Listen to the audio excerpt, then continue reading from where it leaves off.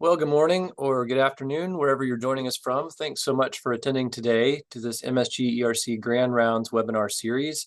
I'm George Thompson. I'm a professor of medicine here at UC Davis in Sacramento, California. It's really my pleasure to be the host and moderator for this session today, which we hope is really helpful for all of you listening.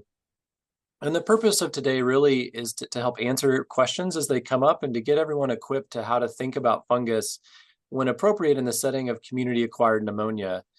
And then really once you think about these different fungal endemic pathogens, to know what's next in the workup of these, how does the flowchart work for all of these that we see here within North America. And we're going to introduce histoplasmosis, blastomycosis, and coccidioidomycosis clinical testing guidance that was developed in conjunction with colleagues at the CDC, and really to give some practical advice and suggestions about how to work up these different fungal pathogens. And I'm very pleased to be joined by really an all-star cast today to give this overview of clinical testing on guidance creation, the deployment, and evaluation. And just to introduce our panelists, the first is, of course, Dr. Peter Pappas, who's at the University of Alabama School of Medicine in Birmingham, Alabama. And he really led the development of the blastomyces clinical testing guidance. We're also joined by Dr. Dallas Smith, who's an epidemiologist in the mycotic diseases branch at the CDC, and was really one of the CDC leads for the development of all three of these different algorithms. And Angela Stroman, who's at the Augusta University in Augusta, Georgia. And she was very involved in this process as well to query the advanced practice provider community and helped us really to identify additional questions that come up about testing for the endemic mycoses. And then we're also joined by two faculty from WashU School of Medicine in St. Louis, Missouri. So the first is Dr. Patrick Mazie, and the second is Dr. Adriana Reseo.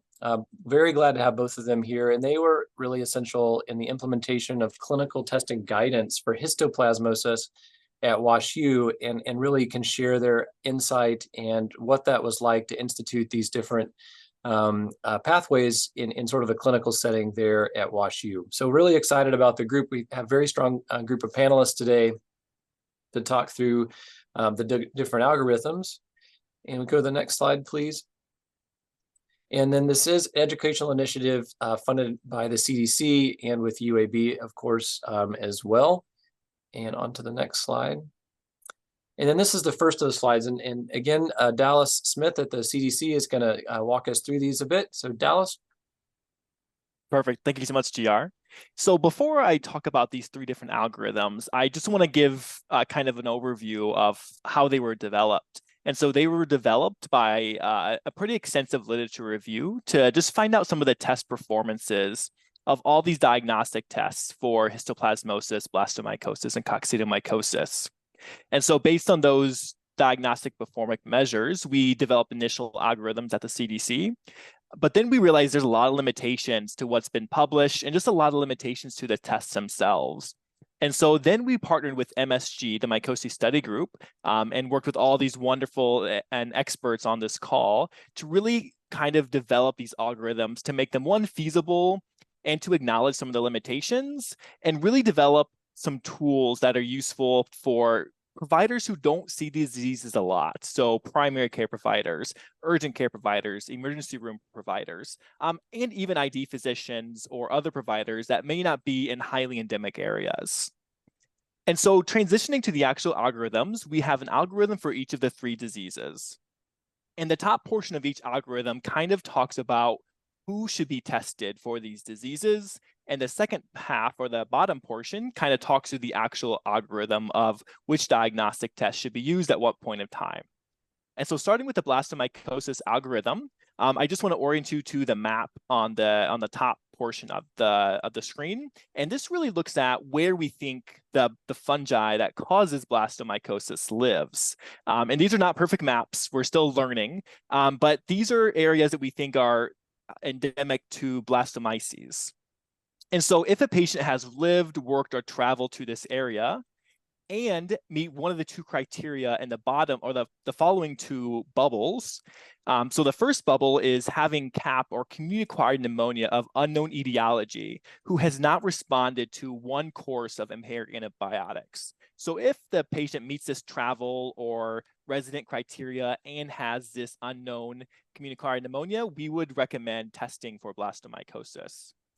And then the other bubble, so if this patient, once again, meets this travel and residency criteria and has initial CAP or initial community-acquired pneumonia with either one, skin lesions present, and we can go into that a little more in depth, or as linked to a known blastomycosis outbreak, we would also recommend testing for blastomycosis initially on this initial CAP presentation. And so going into the actual algorithm, for blastomycosis, we do encourage clinicians to consider testing with an enzyme immunoassay or EIA urine antigen testing. And if that antigen test is positive, we do consider that probable pulmonary blastomycosis. If that antigen is negative, there's a few different things clinicians can consider.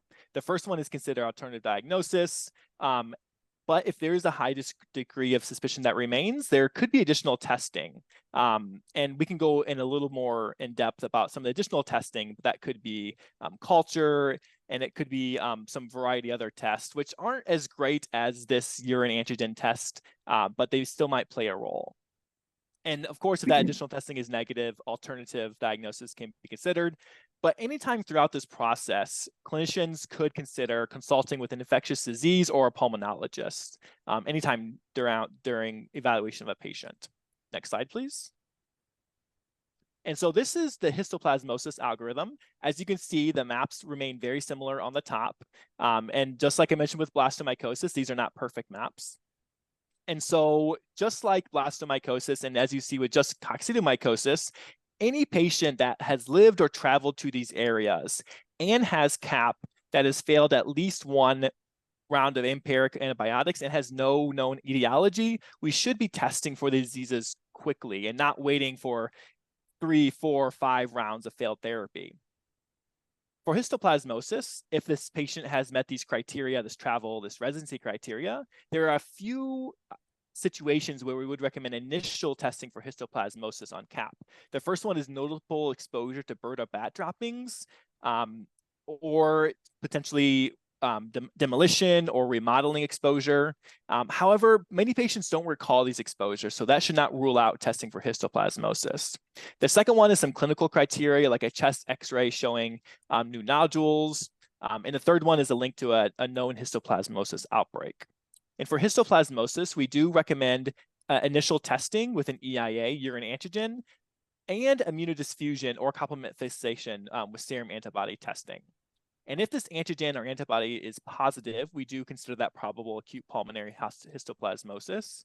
If the antigen and antibody is negative, we'd of course consider alternative diagnoses, but if there's a high degree of suspicion that remains, we do recommend retesting, potentially with some of these antibody tests, or we could do a culture from a BAL or some other diagnostic testing.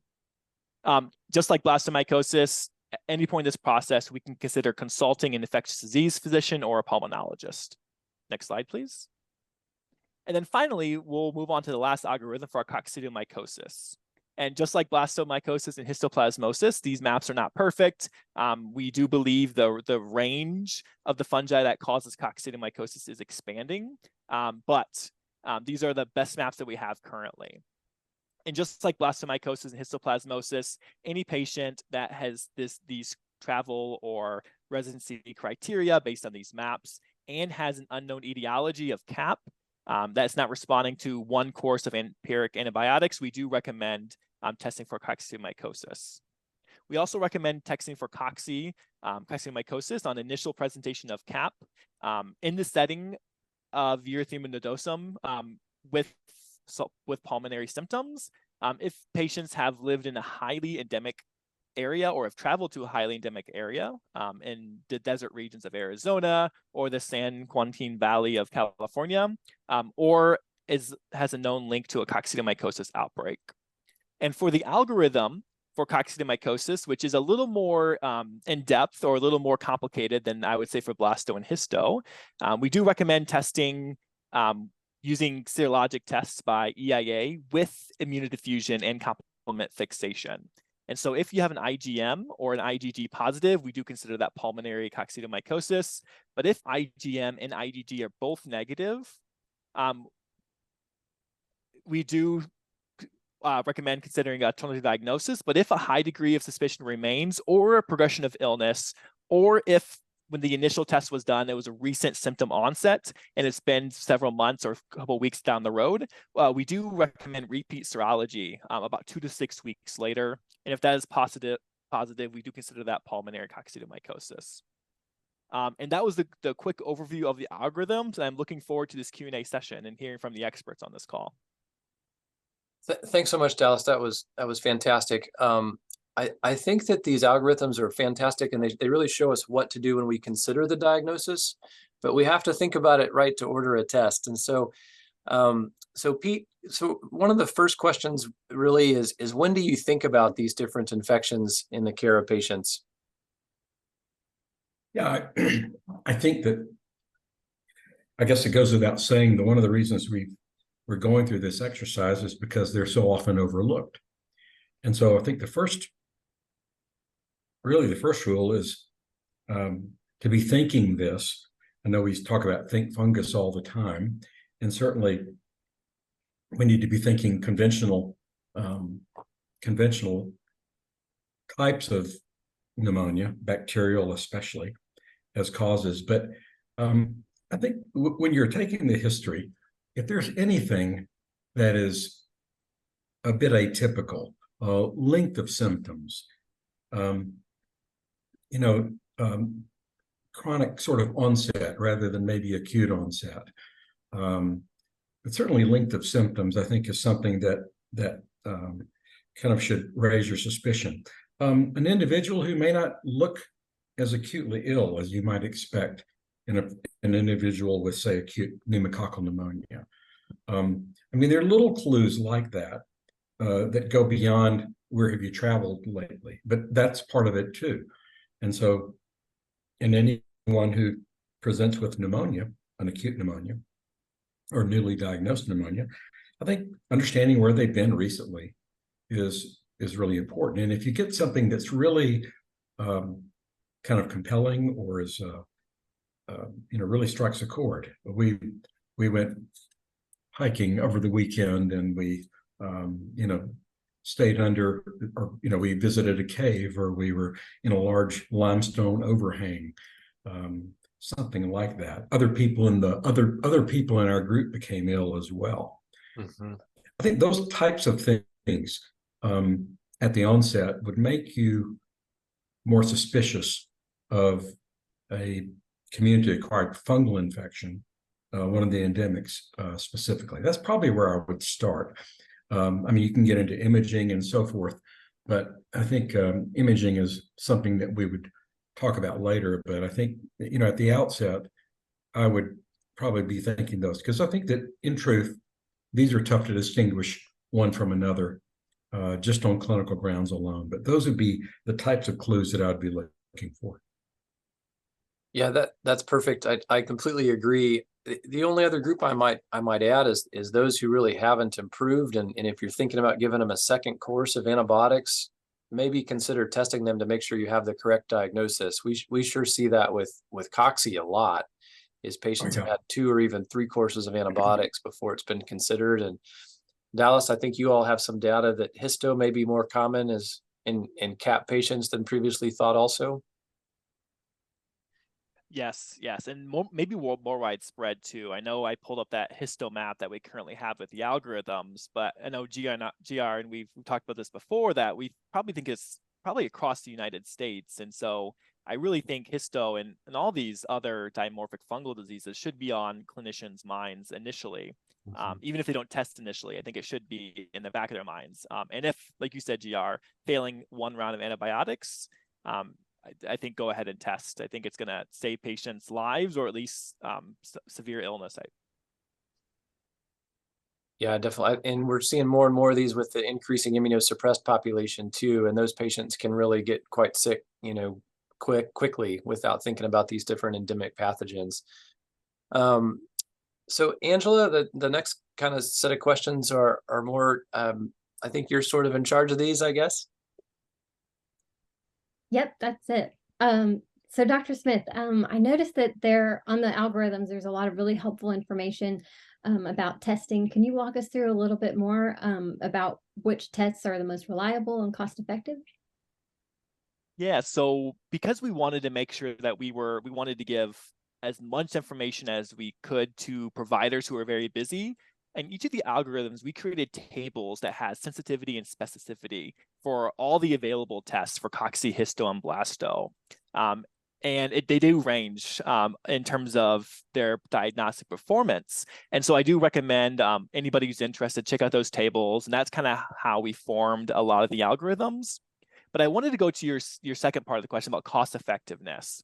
And there hasn't been a lot of great cost effectiveness studies for a lot of these newer diagnostic tests. I think we've typically relied on culture, which has long turnaround times, low sensitivity.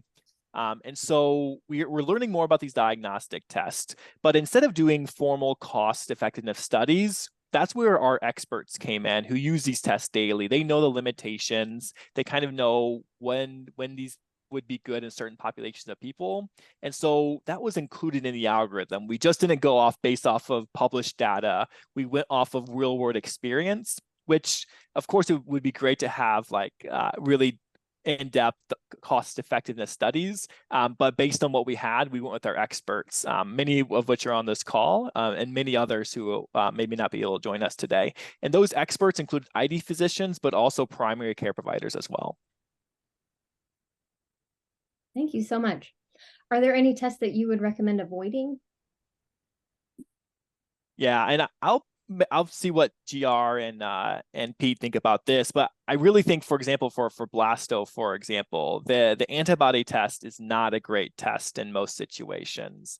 And so unless you are really think it's Blasto and it's probably been a couple of weeks, so they build an antibody response, maybe using that test, but I would probably recommend avoiding the blastomyces antibody test in most situations. But I'm curious what GR and Pete think about that question. We don't. We haven't used that antibody test in years. It's really insensitive and pretty non-specific, and so honestly, we would use a urine histo/blasto antigen assay. We don't carry both of those within our university hospital. One is, especially the histoantigen assay, is seen as being sensitive enough to pick up most blastomyces cases. But of course, there is a specific targeted blastomyces antigen assay from the urine as well. I think as far as Cocci goes, the one that we really recommend against is to make sure that you're not doing an EIA test on the spinal fluid. So EIA tests do have a higher rate of false positives. And if you have a false positive in the spinal fluid, that's really a big deal because it's very difficult. So meningitis for Cocci is lifelong therapy. So having a false positive there and then trying to counsel patients through that and repeat testing that's maybe unneeded is a lot more burdensome for that particular group.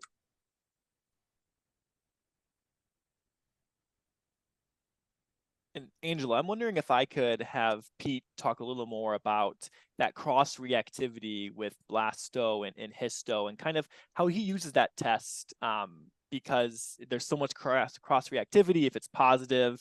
What does that mean? How does that change treatment? I think it's a really important aspect, and we touch upon it quite a bit within the manuscript that we publish on the algorithms. But I'm curious if Pete wants to elaborate a little bit on that.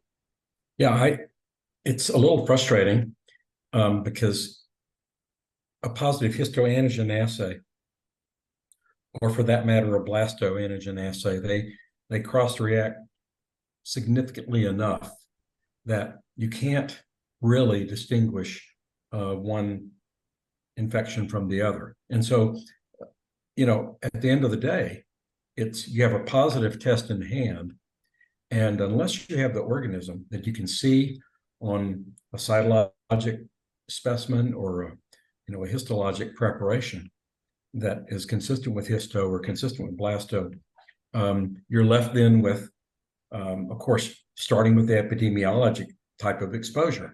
And as you indicated, and as the maps indicate, there's mostly overlap and not exclusivity with these things. And so, unless the patient is from upper Manitoba, where blasto seems to really be the dominant organism, there's a lot of overlap. So exposure history is really kind of tough. So then you get down to, what does the film look like? There could be a lot of overlap there, although honestly, blasto tends to present with more mass-like lesions, even in the acute setting of acute pneumonia, more mass-like lesions, more often mistaken for another atypical or even malignancy, whereas histoplasma much more associated with more diffuse infiltrates and certainly mediastinal lymphadenopathy. And then, of course, anything that is extrapulmonary, whether it be skin lesions, bony lesions, a mass in the prostate, or a mass in the CNS, strongly guide you towards or point you towards blasto. But with each of those, with each of those examples, there's still substantial overlap. And so you never really know until you either see the organism or grow it.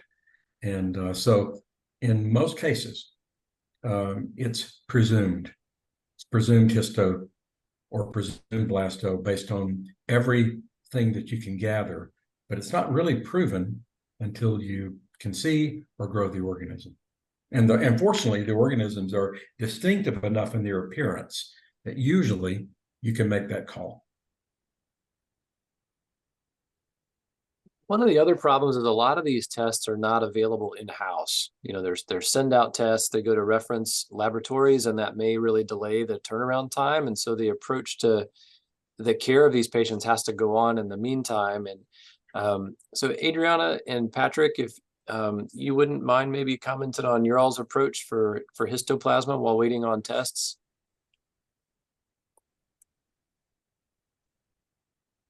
Yeah, I can talk a little bit. So I think definitely the issue not having all these available at your hospital is a problem. I think if that is the case, I would try to talk to the microbiology lab if you have one in-house, or if you're sending out to a reference lab. Maybe they usually are very, very helpful, and they have a lot of experience with these tests, and they can usually guide you specifically what type of order you have to do, what type of tube you have to collect, all of those things. So that's one of the first things that can help. And usually if you're ordering one of these antigens or EIAs, usually the turnaround time is quicker than ordering antibodies. So within 5 days or so, you should have a result, even sometimes before that. If you have a very sick patient, of course, those patients definitely have to be admitted and, be aggressively treated and worked up. If it's something that can, the patient's not that really symptomatic and they've been symptomatic for a very long time, I think in those cases, we typically start the workup. We send out all the labs, and within 5 days, we usually have some information at least. And if we have definitive answer, then we start treatment targeting that specifically. But otherwise, I think if they're pretty sick, that requires admission and more aggressive workup and treatment. Yeah, absolutely. That can be such a problem for some of these patients when the diagnosis is uncertain. And then how do you deal with sort of the follow-up longitudinally in the care of these patients? Patrick, do you want to weigh in there as far as repeat testing? Sure. So, sort of depending on where you live and sort of the frequency of which you see things. So on our maps, if you're sort of at the edges, on the coasts, you can be a little bit more certain. But for a lot of us that live sort of in the middle of the United States, a lot of times it's really hard to distinguish some of these organisms as far as, is this histo or is this blasto when you have a positive histourine antigen? Because honestly, it could be either. Again, fortunately, luckily, our approach to treatment for a lot of these is similar, if not identical. And so typically what we will do is the test that was positive, assuming that it's, especially when it's that urine antigen, is you'll see these folks in clinic and you'll do therapeutic drug monitoring for their itraconazole or their posaconazole or whichever azole that they're on. And then what you want is you just want to make sure that they're not having any adverse effect of the drug. And then you'd like to see a decrement in that antigen testing over time, depending on the immune status of the patient. Sometimes that can take a good long while. And sometimes, we have folks that never sort of actually clear that antigenuria. But again, sort of you want to pick a marker, and typically that's the one that was positive, from the beginning to help with the diagnosis. And again, sort of see that decrement over time. Yeah, absolutely. I have a question. Can I ask Patrick a question about this? Patrick, I think you bring out a really good point about following level of antigen in the urine as really a surrogate of response to therapy. But we do see people that have, oftentimes, they're mostly people who have really high antigen levels to begin with, and then a year after you've treated them, and they should be, and they are well, clinically they're well, everything is going fine, they still have extraordinarily high levels of antigen in their urine. I think this probably applies to people with even less severe disease, but what do you make of that, and what do you do with it? Because I'm really at a loss to know what to do with that. So our approach tends to be, once you have resolution of the clinical manifestation, so if that's, a primary pulmonary process, their sort of baseline respiratory status is back. And especially folks who have a resolution of their immunocompromise. So if they were having chemotherapy and they're in remission from their cancer and are no longer on that, we try to give most of our patients an opportunity to come off their azole. And so again, they've been treated for a year or 18 months or, whatever time period that you finally have the resolution of symptoms. Then you sort of give people a shot. And again, this is be patient dependent, that if you have a patient that, feels like understands the plan and has good communication with you and the ability to communicate if something starts going the wrong way, and you say, all right, let's, see if we can get these folks off. I would say probably it's about a coin flip. Again, our data for this is not excellent, but I'd say it's probably 50-50 of people come off and do fine perpetually. And then, about 50% of them will have some sort of recrudescence of symptoms that gives us concern that it wasn't completely treated. So again, default to try to get people off of therapy when they sort of have clinical resolution, in spite of some of the urine antigens. But yeah, we will definitely extend for a good period of time to see if we do get more decrement. But sort of once you hit that plateau, I think the risk benefit often favors stopping the azole for some period of time, given the side effect profile. Thank you. So we do have one question that's been posed in the chat, and it acknowledges, while the 3 mycoses are the focus today, do these same principles relate to water damage, building exposure, with exposure to other environmental mycoses and mycotoxins such as aspergillus and stachyboitres, et cetera? So that's a pretty, I'll answer this one. So that's a pretty common question that we get from patients that see us in clinic. And I think it remains sort of an exposure with a difficult to diagnose sort of setting. So, I mean, NIOSH has really helpful recommendations for what's known as sick building syndrome, but there's not really a diagnostic test per se for that. There are a number of labs around the country that will test for toxins in the blood, but I don't think that those have a clear correlation with patient symptoms or necessarily are that similar to sort of our approach to these different pathogens today. I mean, those patients are not coming in with fungal pneumonia. They typically come in with rashes or skin lesions and fatigue. And it's pretty difficult to really associate that with fungal mold exposure in the home. So I think a little different than the setting we're talking about today. But good question, and common clinical consult that we do see in clinic at least monthly. So Angela, to kind of move back to the three endemic mycoses today. So I think you're kind of up next in the discussion here. Sure, thank you. Another question that I had was about after a fungal diagnosis is confirmed, what kind of procedures and follow-up should we expect? Yeah, so I think that's going to differ greatly between the three different mycoses. So maybe we'll start with histoplasmosis. Adriana, how do you sort of follow these patients? Let's see. So I was going to talk a little bit about what we're doing here at WashU to implement these algorithms and what we're planning to do once these positive tests come back. So we're targeting the emergency department to start there. So initially, obviously we know that these tests can be very complicated, especially in people that don't routinely use them.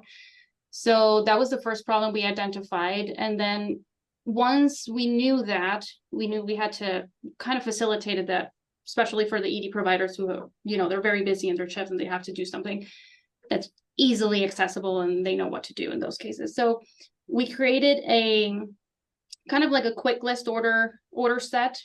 We have Epic in our system, so that was the easiest way that we thought that we could make it easy for them.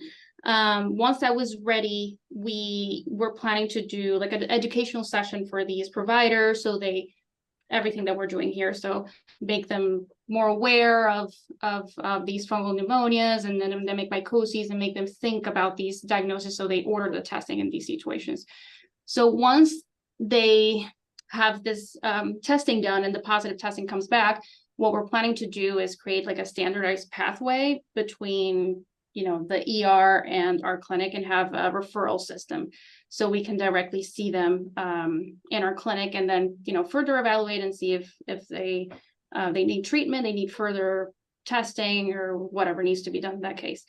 So I think that's something that potentially can be done in some institutions, so some kind of standardized pathways, especially if you have ID specialists in your institution. That's something that can be easily created and to facilitate that. Also, if you want to target, primary care clinics or urgent cares in the community, those kind of things. So that's one thing that we're planning to do. I think if there's a direct communication with the provider who made the diagnosis, I think a very thorough evaluation of those cases to see if it's something that can wait until you can see them in clinic, or if it's something more urgent that needs to be evaluated sooner. So that's something that can be a direct discussion with that provider to see if the patient needs to be admitted, or something that can wait to be seen in clinic.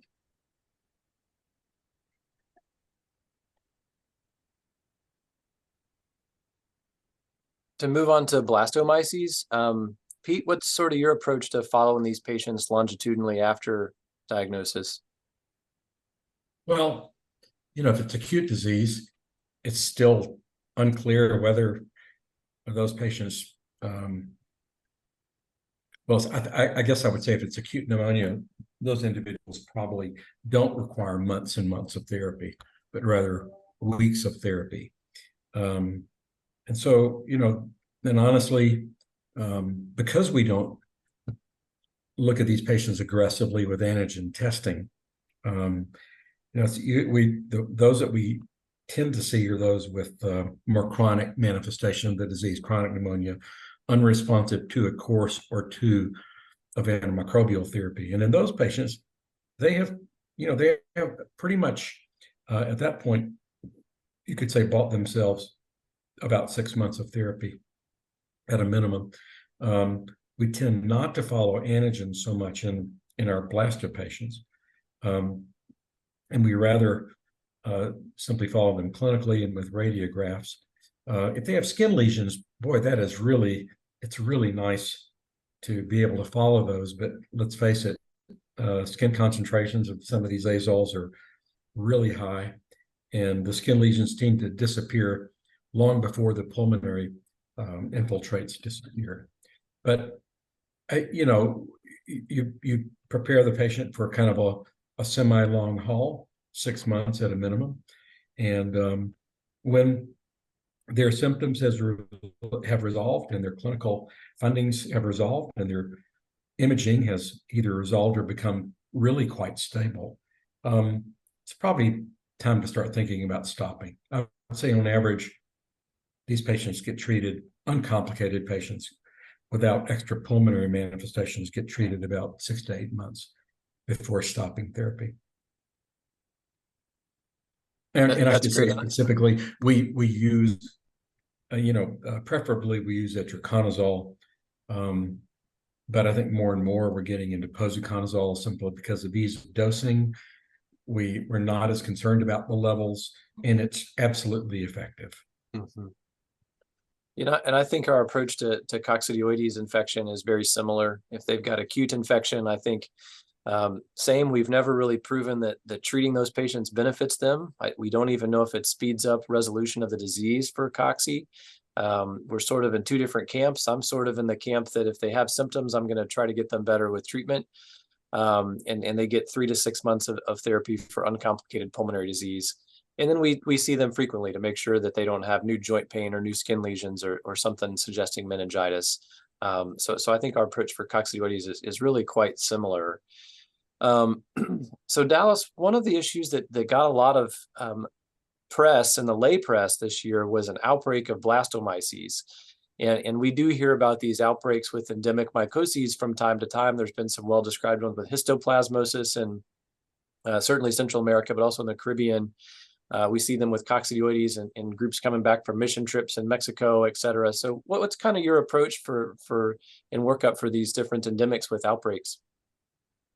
Yeah, and of course, the biggest outbreaks, the media is going to pick up on them. But for smaller outbreaks, or maybe those that don't get enough attention, your local health department is going to be your best friend. And so I encourage any type of provider to make those relationships early. Now, of course, not when an outbreak's going on, because they get pretty busy. But during slow times, and just having that relationship, because they're the first ones that are going to see those epi signs that show there's an outbreak or kind of a strange increase or even decrease in cases. And so they're going to be your number one go-to for outbreaks in your area, whether that's a city or state. The bigger outbreaks, depending on CDC's involvement, we may have on our website. We may be doing outreach. For example, although this wasn't a dimorphic fungal disease, we had a huge outbreak of fungal meningitis. And we did a lot of media around that. We had a dedicated web page. And so depending on how much CDC's involvement, you may find it from us, but your state and local health departments are going to be your best source of outbreak information. And so, like I said, I encourage you to make those connections early, and maybe right after this call, send them an email just saying hi. But yeah. And then one of the other aspects for the endemics is really probably a lack of education and training for both, medical schools, advanced practice providers, et cetera. So just for those on the call today, how have you instituted that in your own curricula for your medical school or other local groups to try to emphasize how frequent these endemic pathogens are in your region? We devote an hour of lecture to the endemic mycoses. That's pathetic. Yeah. It's really pathetic. 1 hour is what they get. And Pete, from what we've heard from other individuals all across the United States, it's not much longer, which is pretty concerning given we've seen a huge increase of histoplasmosis just in the last year or two. Overall in the country, of course, cocci keeps increasing. Blasto, we're having these strange outbreaks, and really thinking about how we can better educate students is going to be really critical. Just to have people think fungus, I think, is just the beginning step.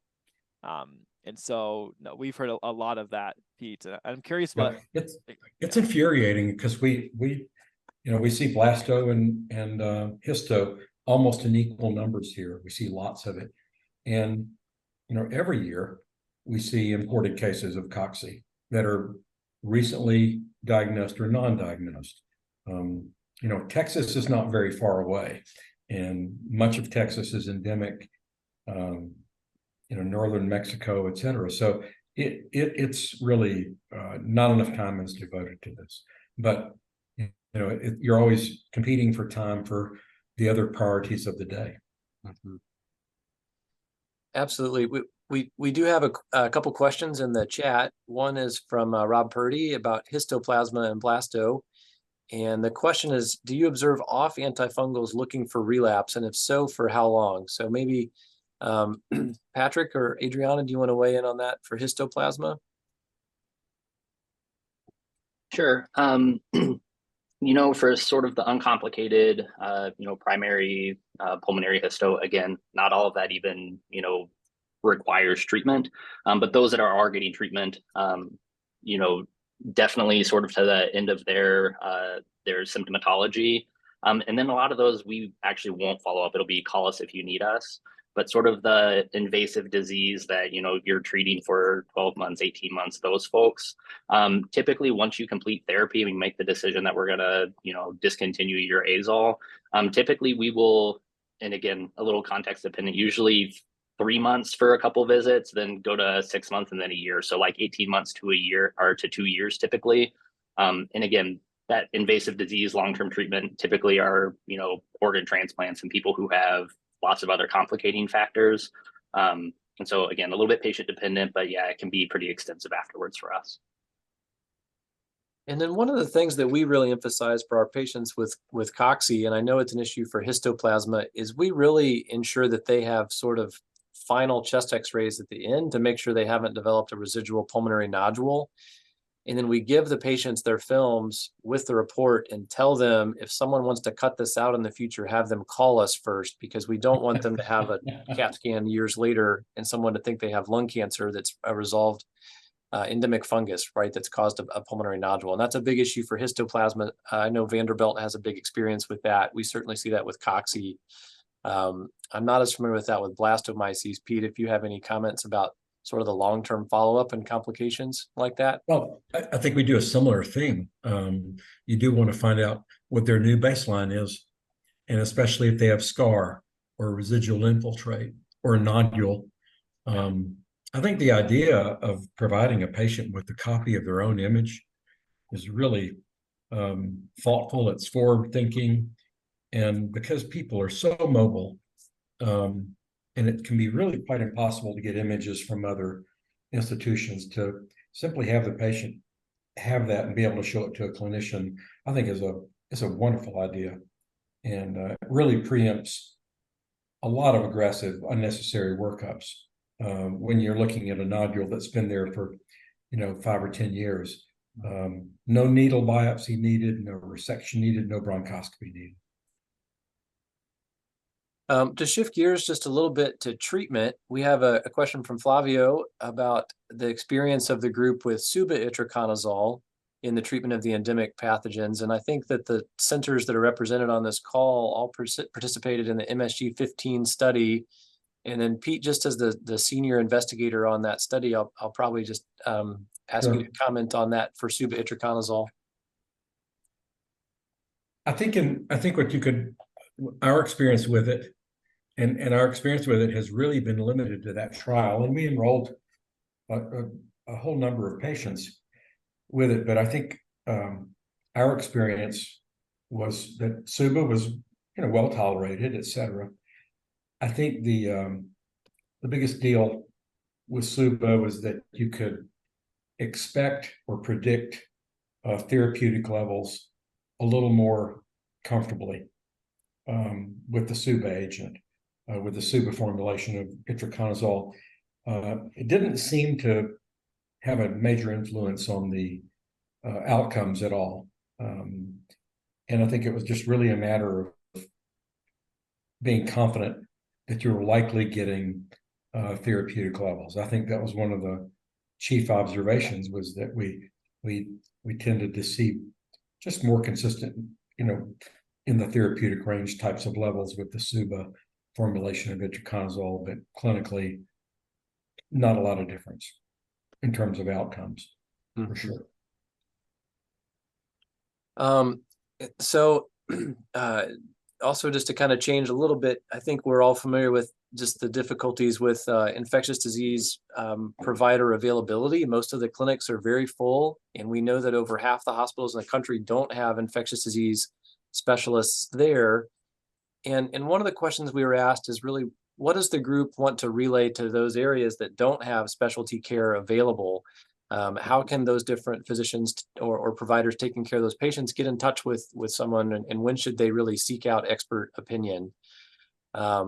So Patrick or Adriana, you all want to comment on your experience with that, with complicated histoplasmosis cases?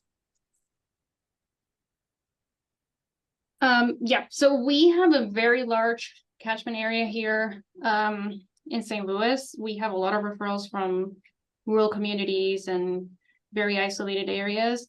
In general, we were able to see these patients. We've also developed some programs with telemedicine with other community hospitals that are within our system. So that's another possibility that can be done. Telemedicine is a very good option, just to reach out to a specialist that can help with these difficult cases. But I think, you know, if there's a way that you can contact at least an ID specialist, sometimes a pulmonologist can also be helpful in these cases. I think that would be the first step. And if you can refer to the nearest hospital where there is an ID specialist, I think that would be very helpful. As always, you know, there are IDSA guidelines where you can kind of reference and see what kind of workup or next steps to be done in those cases. But if you have the ability to reach out to somebody that's closer to your area, I think that would be my recommendation. And then some of these patients do present with very acute, severe disease and end up in the ICU, either with or without a diagnosis. Patrick, just what's your kind of approach to these patients in the severe setting? Yeah, so, you know, we're talking about urgent care centers and primary care offices, and then emergency rooms as well. And sometimes people can come in, again, quite sick. And so they may be on BiPAP, or they may have been emergently intubated in the emergency room, and getting that travel history is more problematic, obviously. And so just with the acute setting, and again, this isn't to disregard sort of financial aspects of these testing, but we do know that when you have invasive disease, that delayed diagnosis is associated with much, much worse outcomes in both mortality and morbidity. And so once you're sort of at that point, sort of use the high clinical suspicion portion of the algorithms, and just try to prioritize getting testing for both the, you know, these dimorphic fungi, and then sort of even broadly for other infectious etiologies, because again, sort of making a diagnosis as rapidly as possible is really important. And so again, not having that epidemiologic piece, again, sort of lowers the threshold for, you know, which to test. And so again, sort of in the center of the country, where we're kind of the overlap of the Venn diagrams for all of these pathogens, my default frequently is to default and order all three.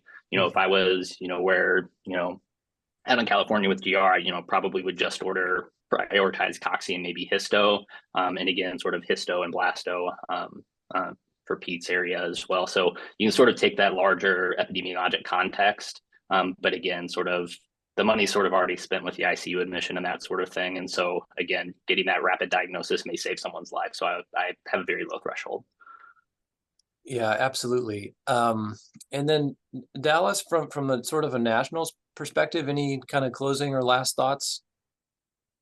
No, I think one of the things we do say at the Mycotic Diseases branch is just encouraging everyone to think fungus. And so we hope these algorithms are useful. But if you find that there could be additions or a better way to present these, or just ways to disseminate them, please don't hesitate to reach out to us. We would love your feedback. We want to make sure it's reaching not only the fungi people that we work with every day, but also individuals who may not work with fungal disease all the time, and may not see all these fungal disease all the time. So no, but thanks GR for having me. This was a pleasure, and thanks for the collaboration and working on these algorithms too. Yeah, and I just want to thank everyone again for attending today, and to all of our panelists for sharing their expertise. And just to close, just think fungus. If you've got patients who have unusual presentations or needing another round of antibiotics, or with severe presentations, these are people who really to consider these different endemic mycoses algorithms. And if really stymied and stuck in either the workup or the treatment of these, just feel free to reach out. You know, most of the experts around the country are very happy to share their wisdom and knowledge gained over years of taking care of these patients. And then just in closing, want to invite those who have attended to the Mycoses Study Group meeting this next year. It's going to be in Colorado Springs. So would love to have more people join the field of mycology for those who are interested. But thanks again, everyone, for your time today, and hope to see you again at one of the MSG ERC Grand Rounds.